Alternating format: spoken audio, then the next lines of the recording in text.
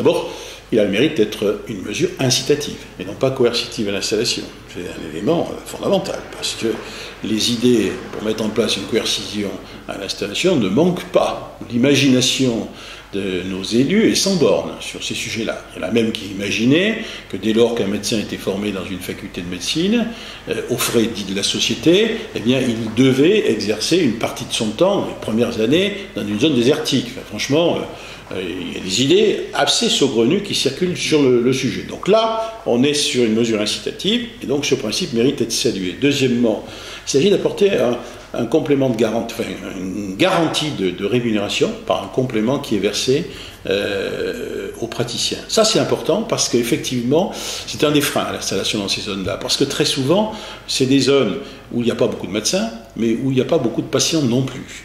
Et très souvent, les médecins ont du mal à se constituer une clientèle. Et donc, leur permettre, finalement, de ne pas être obligés de courir après l'acte, et leur permettre d'avoir une rémunération qui soit conforme à leur attente, c'est quelque chose qui est intéressant. Le médecin, comme vous le savez, libéral, doit attendre 90 jours pour percevoir une indemnité journalière en cas de maladie ou d'accident. Eh bien, si il est praticien territorial de médecine générale, eh bien, il aura droit aux indemnités journalières. Eh bien, dès le premier jour, je crois qu'il y a une période de carence, je crois qu'elle est 7 jours, ce qui est ridicule. Pourquoi ils ne l'auront pas mis au même niveau que pour les salariés ordinaires? Mais peu importe, ce temps est très réduit, ce qui donc apporte un plus incontestable pour les médecins. En plus, il contient des dispositions pour nos consoeurs qui sont enceintes. Et donc, pendant leur grossesse, elles perçoivent également des indemnités journalières. C'est des éléments tout à fait intéressants. Alors certes, pour l'instant, ils sont limités à ce praticien territorial de médecine générale, mais pour nous, ça devrait être généralisé à l'ensemble des médecins conventionnés.